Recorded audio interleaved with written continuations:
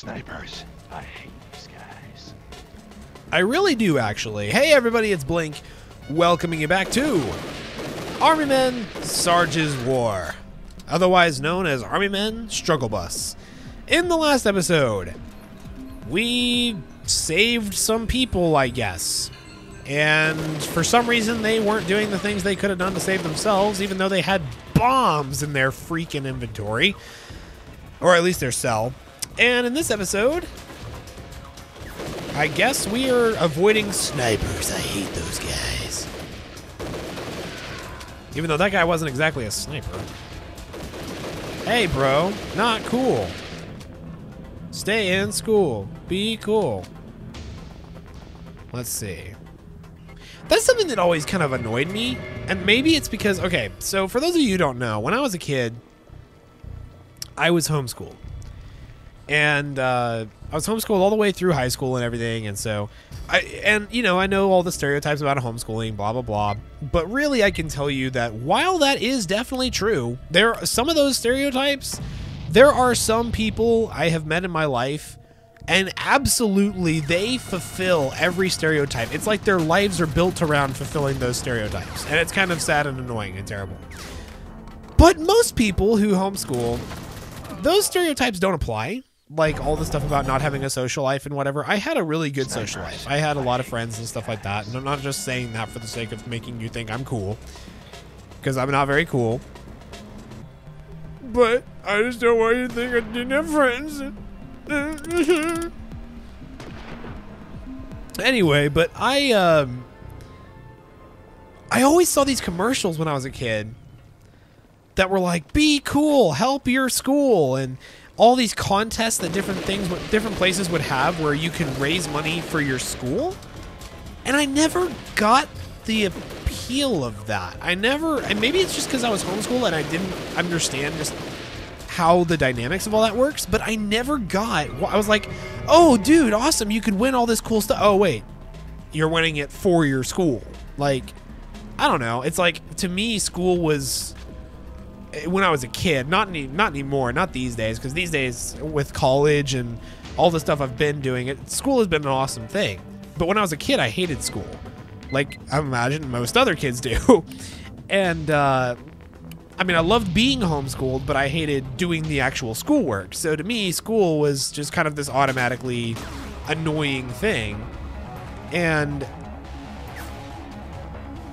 it's just, I guess it's just, I don't comprehend. Man, I gotta come up with a better way to handle that. I think I'm supposed to launch a rocket at it or something. Snipers. I'll have to try that.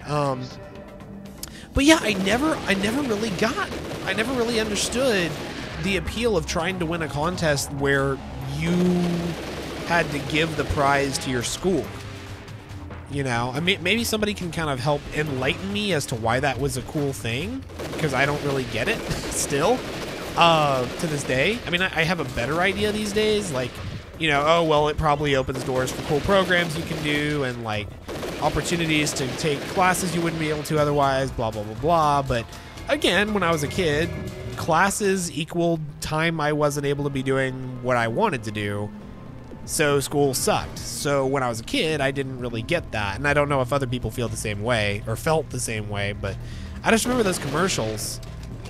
And it always bugged me. I couldn't tell you completely why. It just always bothered me because I didn't understand. I didn't get it. But maybe one of you guys can help clear that up for me a little bit. I don't know. All right, so we're going to go with the old-fashioned way of charging in recklessly. Why does that always work? That always works so much better than trying to use actual strategy. It's kind of sad. Like, that really should not be the case. It really should be a lot harder to just charge in than to try and use an actual strategy. But the hitboxes in this game are terrible. So, like, trying to shoot around a corner without getting killed yourself, it's, like, impossible. Snipers. I hate these guys. Okay, I'm sick of doing this. This is the last time I'm going through this section of the level. Okay? I'm not dying again. I have an idea of what to do, so we're gonna do that. But yeah, homeschooling is a really cool thing, and every family is different. I think a lot of it depends on how the parents, you know, handle things or whatever. But homeschooling can be a really cool thing, and it doesn't. I mean, most of the people I knew as a kid did not fit into those stereotypical homeschooler stereotypes, but there definitely were some. They were the exceptions to the rule, but there were some people I met, some families I met who did. And I always felt sorry for those kids,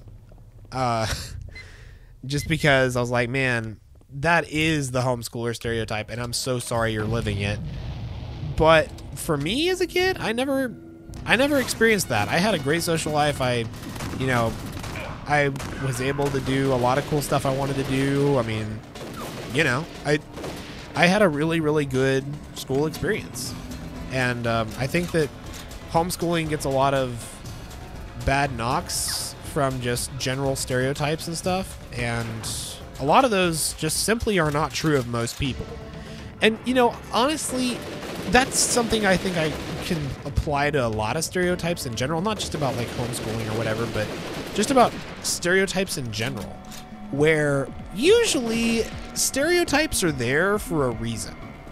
Like, there's a reason that people came to think something was stereotypical. And I'm not saying it's right. I'm not saying it's right at all.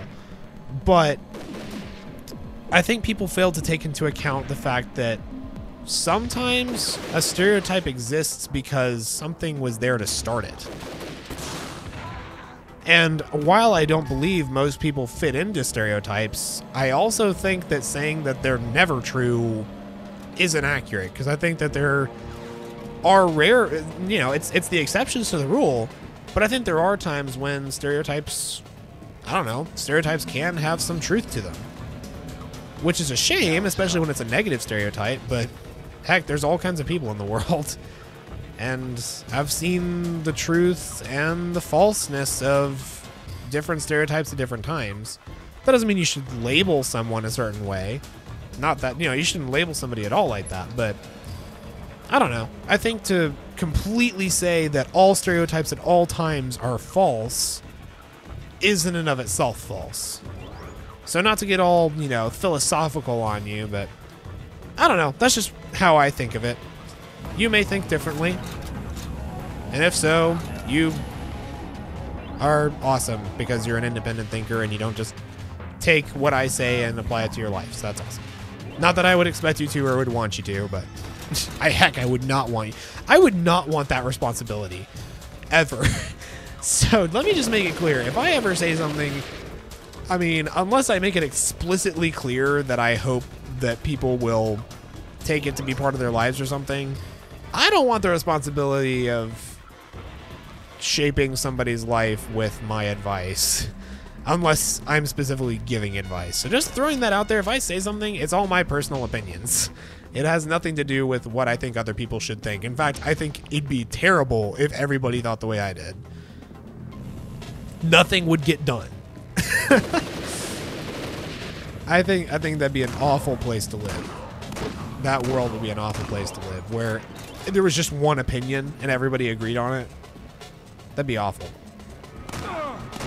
Because it's from having different opinions and different ways of doing things and different thoughts about stuff that, I mean, like, look, like, we would not have the diversity of media, let alone, you know, social structures and whatever, but we wouldn't have the diversity of, like, video games are a perfect example. We wouldn't have, like, all the video games we have if it wasn't for differences in opinion. Like, if somebody hadn't looked at a game and gone, man, I could do that better, there's a better way of doing it, there's a different way of doing it, there's a different kind of thing to do, we wouldn't have what we have today. That'd be a real shame. Anyway, I guess this is the philosophical episode. I don't know. Whatever. Let's go. And on to the next section. Okay. Crap, dude. You are right up in my business.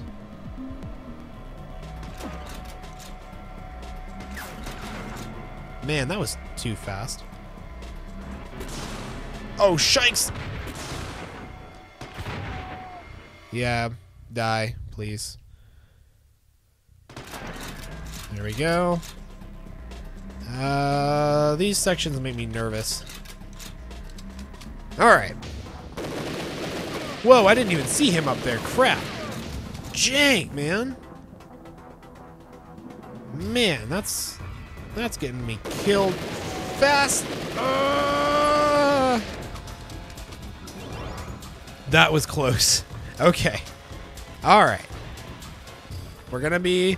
Alright, we're gonna be just fine.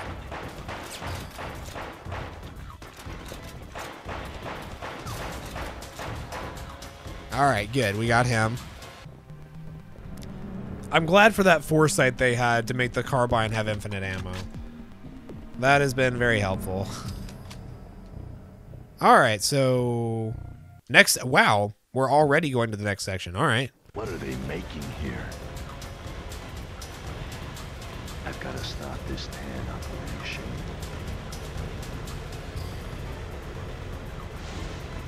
What the?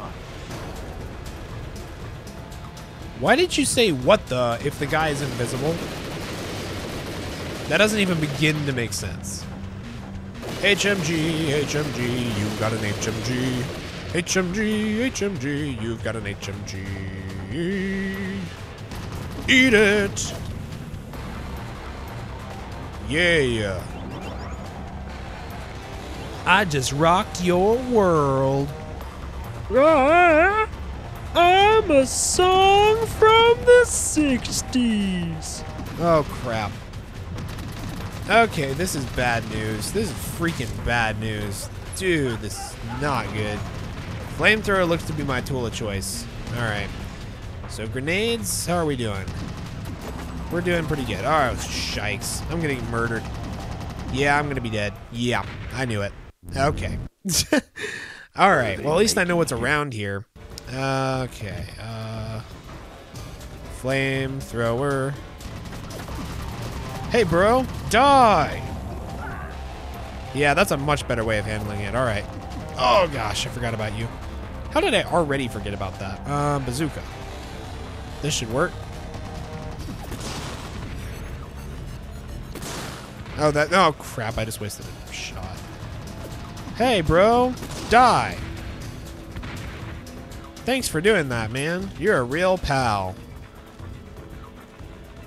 Okay, so time bomb. Let's bust this place up, bro.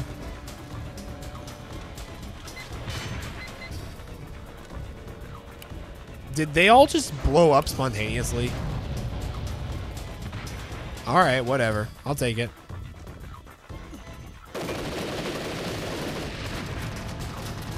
How did you even exist after I destroyed everything? I thought that was what I was trying to do, was get rid of you guys. But yeah, this is the part of the game where a bunch of really overpowered enemies start showing up. Like, even your basic level dudes start getting really difficult to take down. Which I guess is better than just being insanely easy all the time. But some of them can be pretty cheap. Like the way they're laid out, especially because of things like the hitboxes, the way the hitboxes work. Come on. That was ridiculous. I wasted like 6 shots on that one guy. All right, hold on.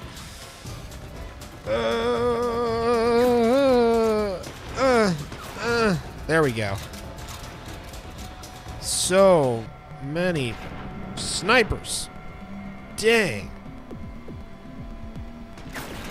Not to mention the way the cursor works is just super wacky. Like, trying to pan that scope is so sensitive. It's impossible to get a direct shot on somebody unless they're standing still. All right, onward. Yeah, flamethrower, why not? I have a feeling I'm gonna need it. Oh. Oh boy, freaking snipers. I don't like you. Why did you shoot over here? That doesn't even make sense. All right.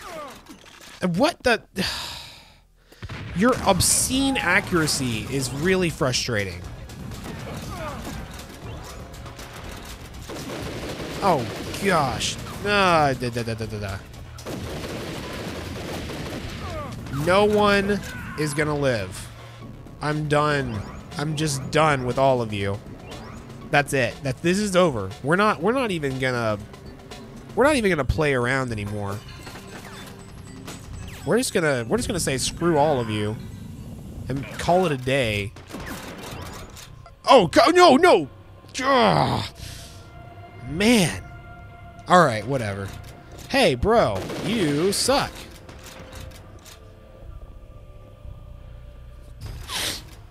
All right, I just gotta dodge all your shots. And okay, here we go. Leop. How did that not? I thought he got killed already. Whatever. Wow, really? Okay, this is about where I was. I've taken a much more cautious approach this time, and did a lot of sniping on my way here. But I think I've finally, I think I'm finally at the position where I'll be okay as I'm storming the rest of this base. The first-person mode in this game is really disorienting. Because it bases it not on which direction the camera's facing, but which direction Sarge is facing. So you do have control over Sarge, the direction Sarge is facing or whatever, but it's just a lot more, it's a lot more difficult to tell, like, exactly where you're aiming, when you handle things that way. Let's see. That's the tan flag. I don't really care about that, so. Anyway, it's really disorienting because when you first zoom in, it just zooms way, way, way in. And, whoa. Yeah, you can tell this is like pretty much the final gauntlet area. We're getting into those final parts of the game where this is like the final gauntlets on our way to fight the bad guy. How did I miss that? Maybe I didn't. Maybe it just takes more damage.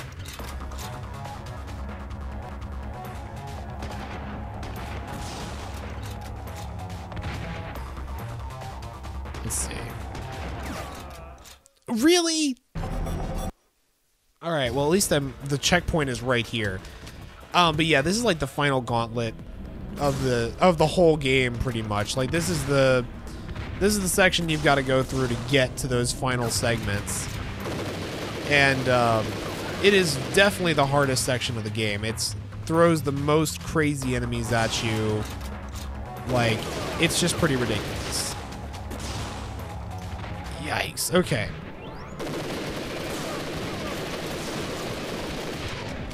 All right, almost done. There we go.